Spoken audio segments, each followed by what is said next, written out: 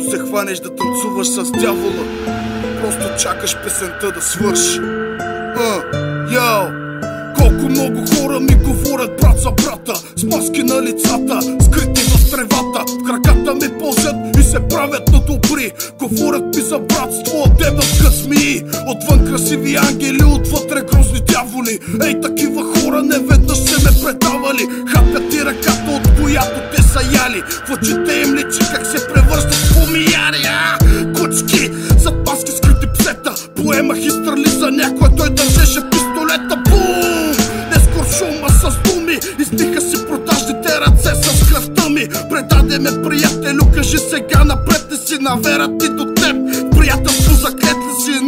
Не мисля, виждам те наведен си. За пари продаваш и предаваш себе си. Давах си душата и сърцето на тепсия. Аз не съм от алчите, не съм от тия. Не съм и от богатите, не искам и да ставам. Мога и без хартийки, пак да оцелявам. Не съм и като теб, зависим от парата. Може да съм беден, но не лазя в краката. Може да съм беден, да живея в напрежение. На колене не падам за капка уважение.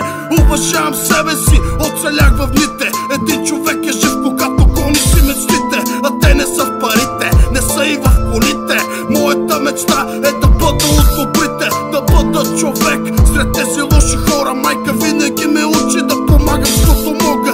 Да не се предавам в лошия момент, да гледам нависоко, но да гледам и напред. Да не съм от тия, които с дяволи танцуват. Да бъда свободен, не от тези те трубуват. Щастие купуват, живот материален, свободата си сънуват. И всеки са награден, пламъка в очите ти, няма го изгубене. Тръгнеш ли назад, знаеш пътя труда не, а там ще видиш мен, но няма да съм от добрите.